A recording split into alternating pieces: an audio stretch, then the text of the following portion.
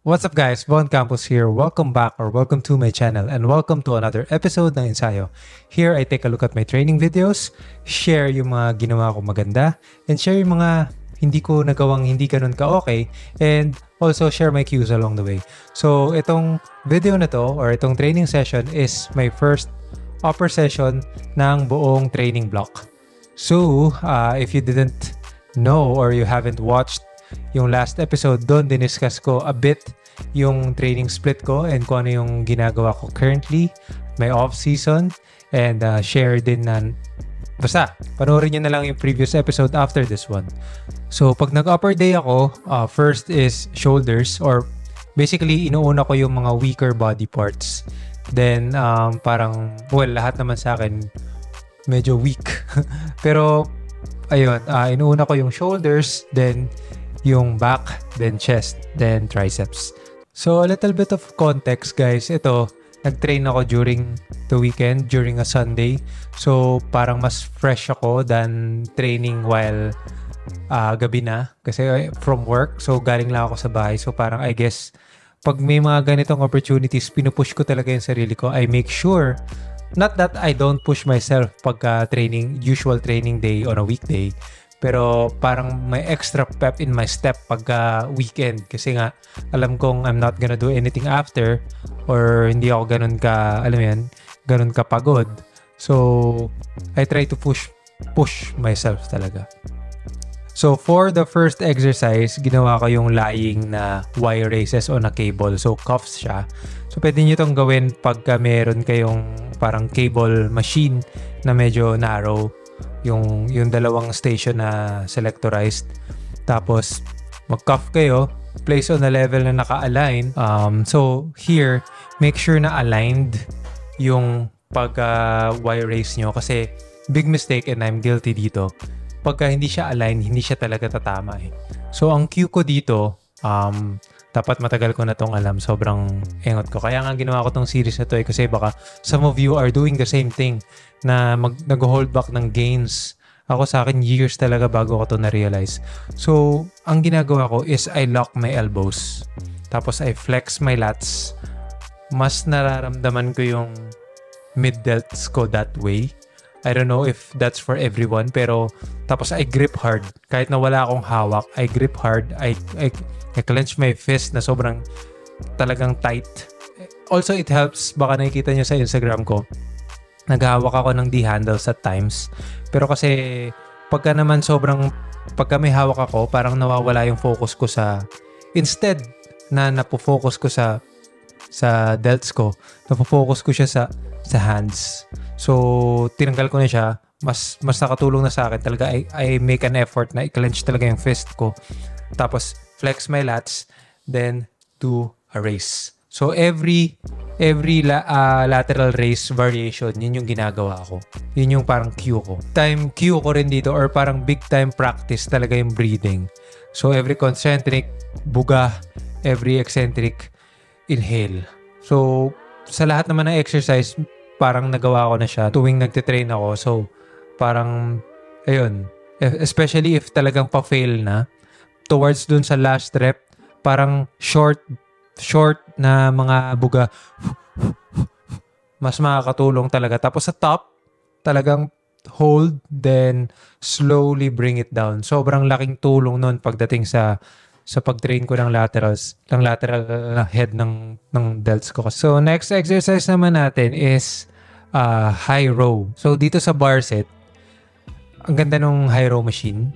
Yun lang, parang you have to find your alignment. So may slight modification. Nandun ako, instead na nakagitna ako sa machine, nasa outer side ako, depende sa side na tinetrain ko. So nung back then sa anytime, yun din yung ginagawa ko. Inausog ko yung upuan na mag-align talaga siya sa lats. Pero dito sa machine na to, ang ganda kasi pwede mong i-bias yung stretch or yung shorten. So ayun, here drive with my elbows. So also nga pala, naglilin ako towards the side para mas maipit ko yung lats. So try that out kung mas makaka-help. Some naman naka-upright tapos lilin lang. Ako, pineflex ko yung spine ko. Then I lean towards my working side.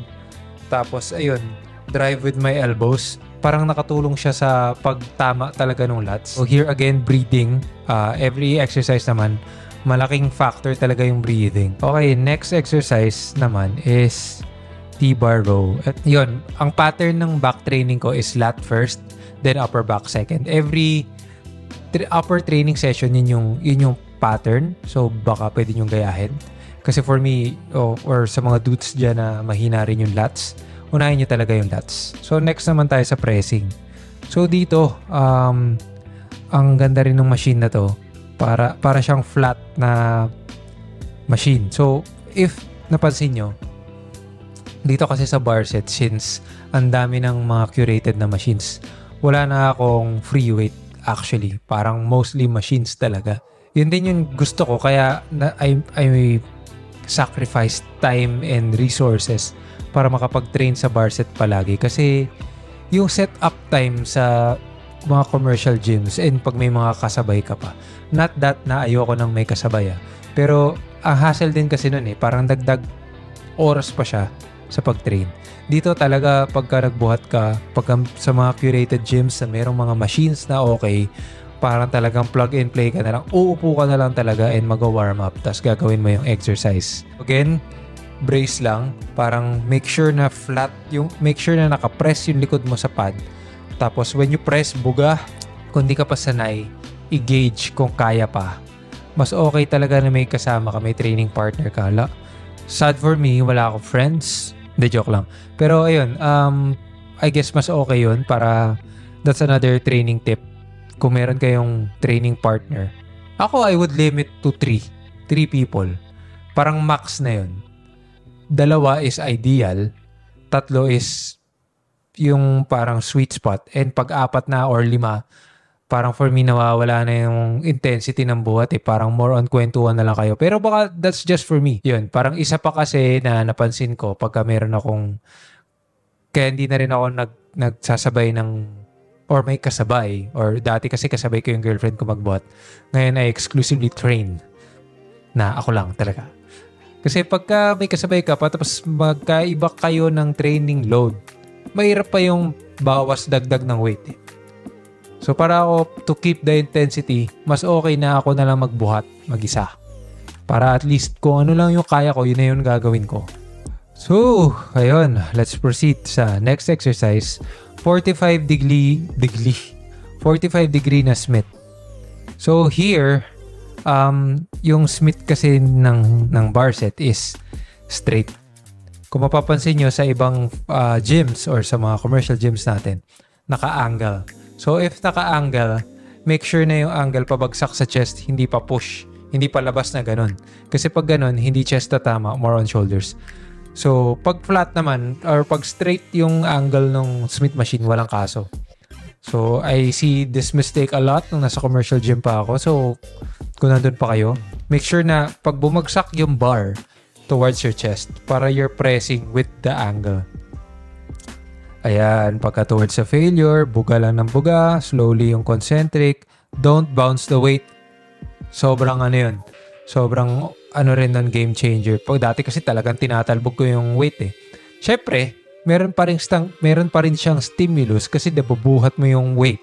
Pero sayang, kung tinatalbog mo lang, edi, 'di ba, parang kung tatalbog mo na lang din, sayang yung mamimilk mo pa na stimulus sa concentric and eccentric. Onting physique check muna bago mag-last exercise. This was filmed a week ago. So, medyo nag-lean out na ako this week. Medyo in retro ako mag-shoot Siyempre, ginagather ko muna yung thoughts ko bago ako gawin. But anyway, last exercise natin is tricep press down. So here, yun.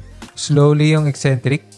Concentric, merong parang power, pero not that talagang pipitikin mo. 'Di ba? Basta control the weight. Wag mong i-jerk.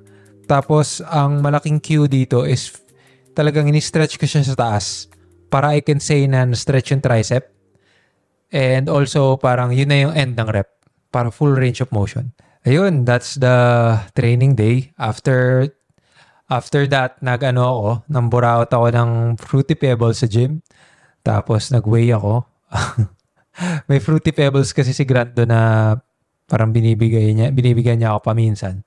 So, yun yung kinakain ko post-workout. So, kinakain ko siya parang, pagkain ng ibon. So, ayun. Anyway, sana nag-enjoy kayo sa video na to. Medyo marami akong ebas, pero yun yung parang talagang cues na nakatulong sa akin pagdating sa pag-train. And also, malaking bagay din yung doon ako nagbubuhat sa bar set kasi pag may ginagawa ako mali, ang bilis ko ma-call out ng mga tao doon, mga kupal doon. Anyway, so kung nag-enjoy kayo sa video na to, please leave a like, comment below, and also special announcement, magkakaroon kasi ako ng new content or parang podcast. Papakalanan ko siyang Sweat Hearts. So doon ako manghihingi ng mga kwento ng pag-ibig sa gym and sa fitness lifestyle.